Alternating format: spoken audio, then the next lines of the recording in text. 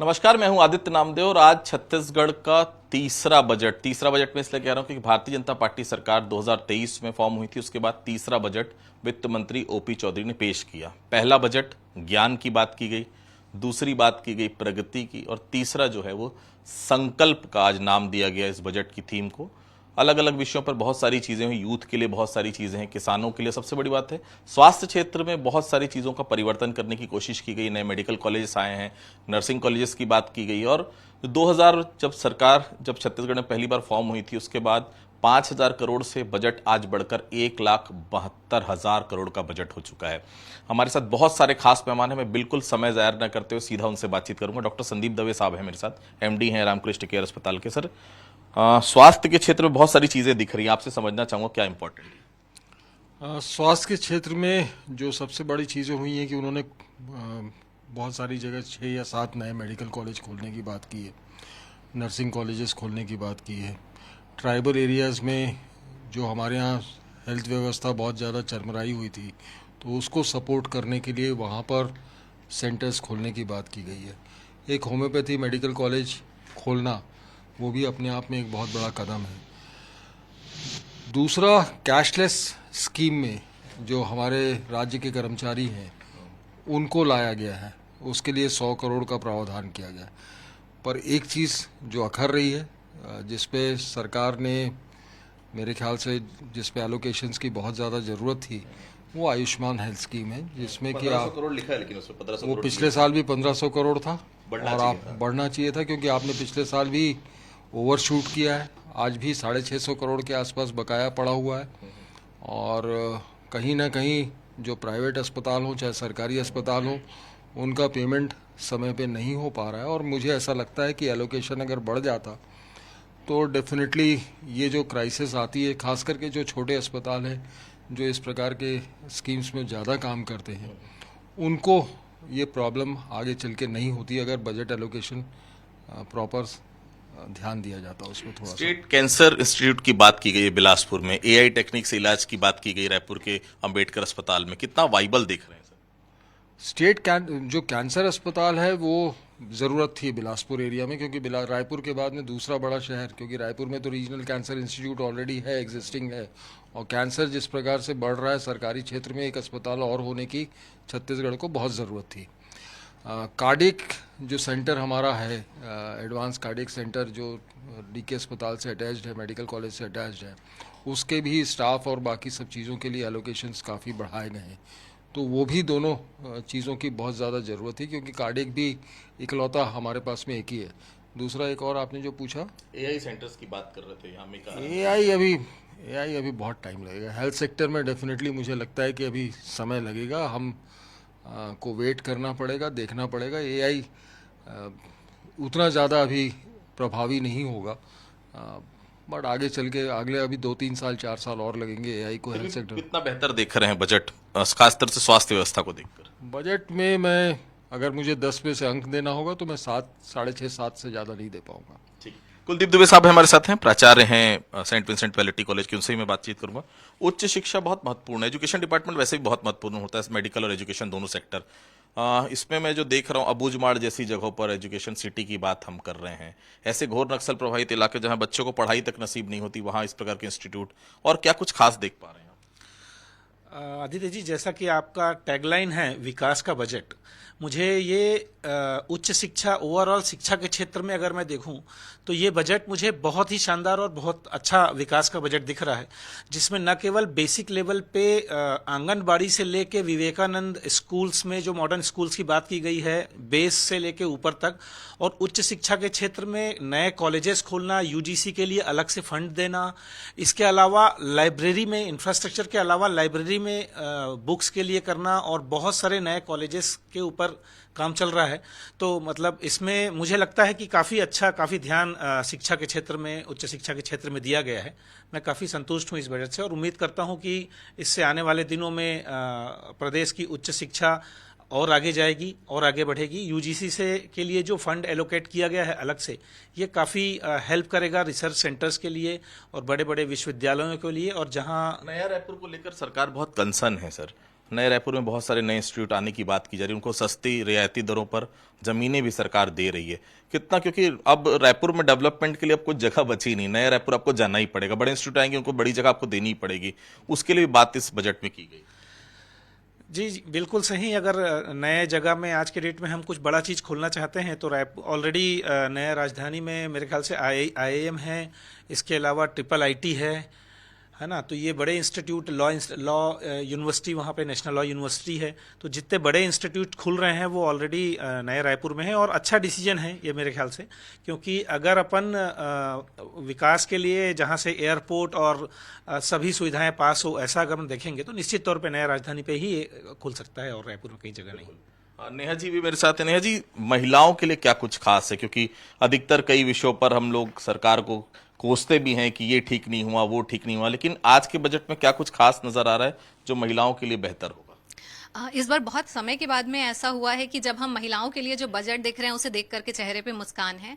पहला तो महतारी वंदन जो योजना है जिसे कंटिन्यू किया है। पर्सनल लाइफ में मैंने देखा है हमारे घर की मेड्स होती हैं, जो लोग होते हैं, वो 1,000 रुपये उनके लिए क्या मायने रखते हैं, बहुत बड़ी बात है।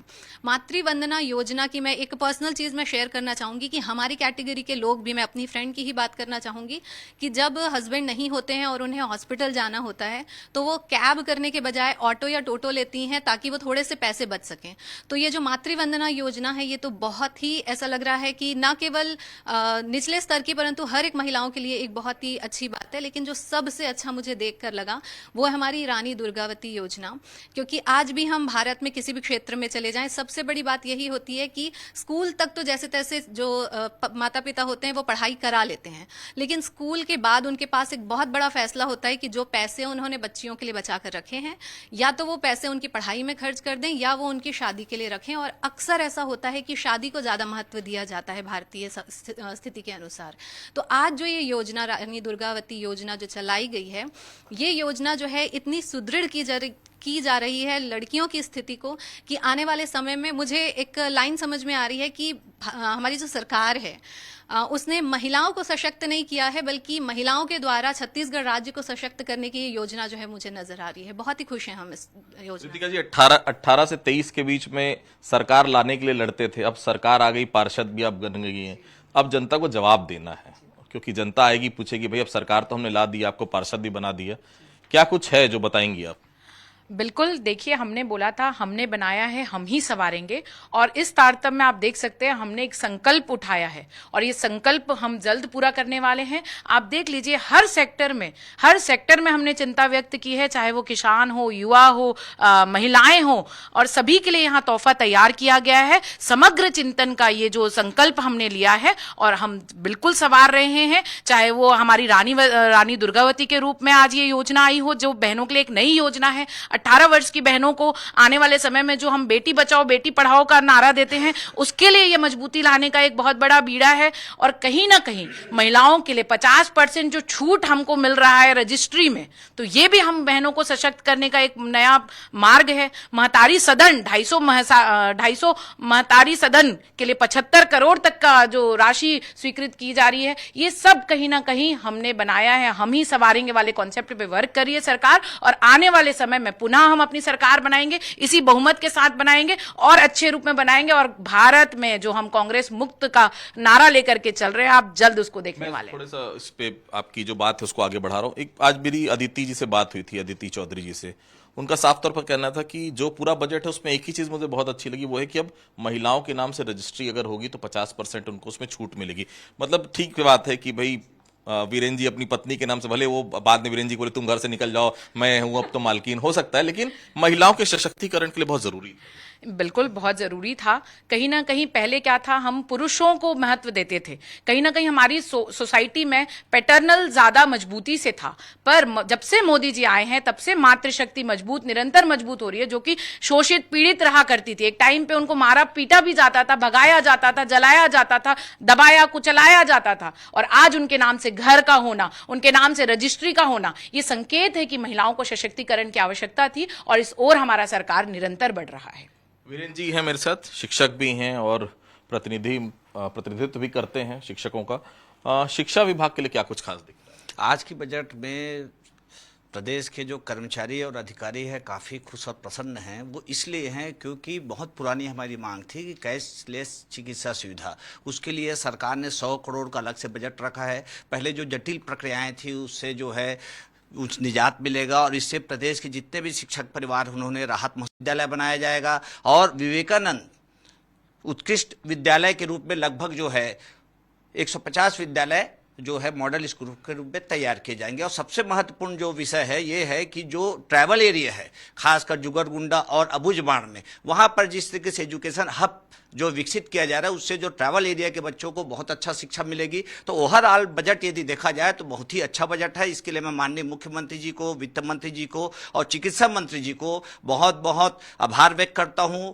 और इस बजट का स्वागत करता हूं। वो इसलिए क्योंकि हमारा जो सबसे बड़ी समस्या थी चिकित्सा सुविधा उपलब्ध होने का, वो हमको मिल गया है और उसके लिए हम माननीय मुख्यमंत्री जी के प्रति, शायद सरकार के प्रति आभार व्यक्त करते हैं। और किसी विषय हड़ताल तो नहीं करेंगे? अब समस्याएं तो कर्मचारी हैं, 4 लाख के आसपास है तो चलती रहती है, लेकिन फिलहाल बजट में जो हमको मिला है करेंगे चिकित्सा सुविधा उसका 1 साल बाद वो जो है उससे हम प्रसन्न हैं और खुश हैं। निशा जी मेरे साथ हैं, यूथ हैं, छात्रों का प्रतिनिधित्व करती हैं। क्या कुछ लग रहा है आपको जो बजट में बेहतर दिख रहा है? जैसे कि शिक्षा की अगर हम बात करते हैं तो शिक्षा में भी काफ़ी वृद्धि अगर दिखने को मिल रही है अभी। और जैसे कि होम्योपैथिक कॉलेज अभी रायपुर में नहीं है तो वो भी रायपुर में पहली बार खुलने की जो घोषणा की गई है वो एक बहुत अच्छी लगा, मुझे बहुत अच्छा लगा।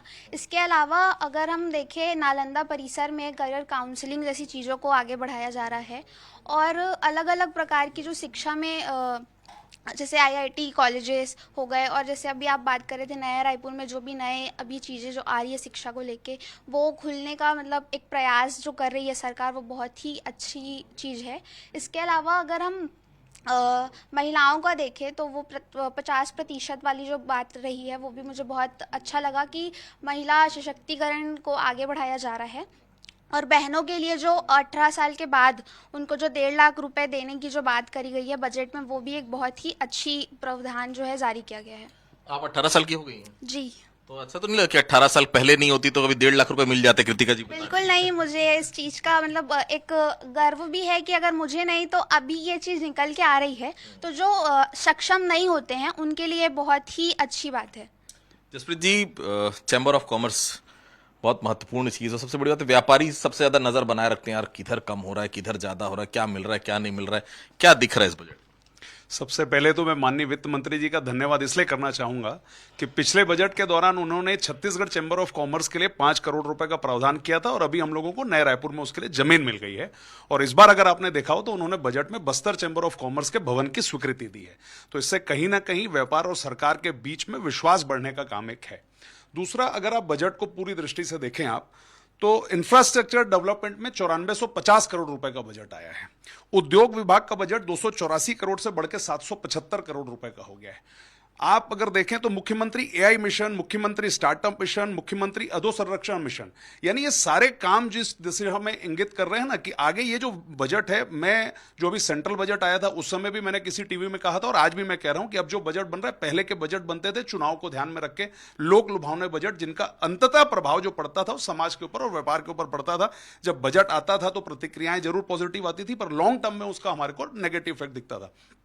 अब जो बजट बन रहे हैं लोक लुभावने नहीं बन रहे हैं, ये विजन 2047 को ध्यान में रख के बन रहे हैं, यानी तात्कालिक लाभ को ध्यान में ना रखते हुए लॉन्ग। अगर आप देखें इस पूरे बजट में बस्तर के ऊपर में बहुत फोकस किया गया है। जब हम बात करते हैं, आज हम जरूर रायपुर में बैठ के आपके इस डिबेट में बैठे हैं, पर अगर हम छत्तीसगढ़ की पूरी बात करें और बस्तर की बात ना करें तो मुझे ऐसा लगता है कि ये बजट जो है हम पूरी बात नहीं कर पाएंगे। बस्तर चूंकि अभी 31 मार्च तक नक्सली मुक्त होने की बात है और अगर 31 मार्च तक नक्सली मुक्त हो रहा है और वहां के युवा अब खाली हैं, उनके ऊपर प्रेशर नहीं है, तो उसके डेवलपमेंट के लिए 2 तरीके से विकास होना चाहिए था। एक इंफ्रास्ट्रक्चर डेवलपमेंट होना चाहिए था जिसमें आपने देखा होगा कि सरगुजा और बस्तर के ऊपर में जो वहां का प्राधिकरण है उसमें 75 करोड़ रुपए का प्रावधान किया गया है। मैन पार्ट को एक पर्यटन के रूप में विकसित करने के लिए 5 करोड़ रुपए अलग से प्रावधान किया गया है। उसके साथ साथ जो वहां पर वनोपज मिलता है हमको, उस वनोपज सरगुजा ओलंपिक यानी अगर आप देखेंगे ना तो इस पूरे बजट का बहुत सारा फोकस बस्तर और सरगुजा के ऊपर था और इन 2 स्थानों के बिना अगर पूरे छत्तीसगढ़ की हम कल्पना करें तो मुझे लगता है अधूरा है। मैं समझता हूं कि ये एक अच्छा बजट है, विकास उन्मुखी बजट है और 2047 का विजनरी बजट है। ब्रिजेश पांडे जी मेरे साथ जुड़े हुए हैं। ब्रिजेश जी, बजट के बारे में बहुत सारी चीजें बहुत लोगों ने बताई, किस तरह से आप देख रहे हैं? चूंकि पेशे से आप वकील भी हैं और खासतौर से मैं जो देख रहा हूं, इंफ्रा पे तो है ही ध्यान, बस्तर और सरगुजा पे ज्यादा फोकस दिख रहा है। और सबसे बड़ी बात है, जो बहुत प्रतिष्ठित मांग थी जयस्तंभ चौक शारदा चौक वाली, वो इस मांग शायद इस बजट में पूरी होती दिख रही है। देखिए, सबसे पहले तो मैं बोलूं, आपने विभिन्न वर्ग के लोगों को बैठाया है और उनका प्रतिक्रिया देखी, तो ओवरऑल जो प्रतिक्रिया आई वो हम ये कह सकते हैं कि बजट बहुत संतुलित है और सभी वर्गों को लेकर बनाया गया है। तो जो ओपी चौधरी जी हैं, पहला प्रगति का, ज्ञान का, दूसरा प्रगति का, संकल्प का, तीसरा जो बजट हम ये कह सकते हैं कि जो पहले दो बजट थे वो चुनाव पूरा करना, मोदी जी की गारंटी पूरी करने की थी, लेकिन ये तीसरे साल से छत्तीसगढ़ के विकास का बजट है ये। और हम देखते हैं कि ओपी चौधरी साहब कितना मेहनत करते हैं बजट पे। मुझे पिछली बार का याद, उन्होंने सारा बजट पेन से लिखा हुआ था, तो आप देखिए को कितना मेहनत करते हैं। इस बजट में आप देखें किसी भी वर्ग को, चाहे वो शिक्षा का हो, एजुकेशन का हो, चाहे चिकित्सा में हो, उच्च शिक्षा हो, पुजारी हो, बैगा हो, मजदूर है, किसान है, किसी भी वर्ग को नहीं छोड़ा है। अपने बजट में हर वर्ग का अलग अलग उल्लेख करके उनको कहीं ना कहीं कुछ दिया है। और जिस तरह से मातृत्व शक्ति को उन्होंने शक्ति प्रदान किया है, ये निश्चित तौर पर तारीफ करने वाला बजट है। और मैं, अंक देने की बात है तो 10 में से 11 अंक दूंगा उनको, इतना अच्छा बजट है इस बार का उनका। ब्रिजेश जी, राजनीति में कहा जाता है कि जिसने बस्तर और सरगुजा साध लिया उसने छत्तीसगढ़ को साध लिया। पूरा फोकस बस्तर और सरगुजा पे ही दिख रहा है, तो क्या ये माना जाए कि आने वाला जो चुनाव है 2028 का, उसकी झलक भी इस बजट में दिख रही है? नहीं, देखिए, चुनाव तो अभी 2 साल दूर है। यदि तीसरे साल को अपन छोड़ देते हैं तो चुनाव का बजट तो संकल्प ले लिया है आएगा। चुनाव का बजट जो है वो आखिरी में आएगा, उस समय रहेंगे लोक लुभावन बजट, मैं निश्चित तौर पर कह सकता हूं। लेकिन अभी तो सिर्फ विकास को ध्यान में रखा गया है, हर वर्ग को ध्यान में रखा गया है। पर्यटन में देखिए, जगदलपुर, बस्तर, इधर जसपुर साइड, ये ध्यान दिया गया ताकि लोगों का आना बढ़े, छत्तीसगढ़ में पैसे आए, इसलिए विकास का बजट है और ये तारीफ करने वाला बजट है। आदित्य जी, अगर सभी फील्ड पर बात, किसानों के लिए बात करना बहुत जरूरी है, क्योंकि छत्तीसगढ़ निश्चित तौर पर कृषि प्रधान राज्य है और कहा जाता है कि हर घर में किसान यहाँ पर होता है। 300 करोड़ रुपए जो कृषि ऋण है उसको माफ करने के लिए रखा गया है। क्या कुछ आप अपने परिप्रेक्ष्य में देख रहे हैं कि किसानों के लिए इस बजट में है? देखिए, छत्तीसगढ़ का जो बजट है सेवा से सुशासन का एक माध्यम ही बन रहा है। छत्तीसगढ़ ओजोर 2047 के लक्ष्य की ओर कदम है। छत्तीसगढ़ कृषि विभाग का बजट 13,507 करोड़ का प्रावधान आज छत्तीसगढ़ के बजट पर कृषि को दिया गया है। ग्रामीण और पंचायत विभाग को 16,560 करोड़ कर दिया गया है। यह एक महत्वपूर्ण कदम है। अभी वर्तमान में योजनाएं चल रही है, जैसे कि विकसित भारत जी राम जी, उस पर 4,000 करोड़ का प्रावधान किया गया है। उसके अलावा कृषक उन्नति योजना पर 10,000 करोड़ का प्रावधान किया गया है। मुख्यमंत्री खाद्यान्न योजना के अंदर 6500 करोड़ का प्रावधान किया गया है। एकल वित्तीय कनेक्शन वाले के 354 करोड़ और घरेलू उत्पादन 200 यूनिट्स का मालिक 800 करोड़, टोटल 6700 करोड़ का प्रावधान इस पर किया गया था। प्रधानमंत्री मुख्यमंत्री भूमिहीन कृषि मजदूरों के लिए 600 करोड़ का प्रावधान सालाना, जो 10,000 की दर से राज्य सरकार देती है।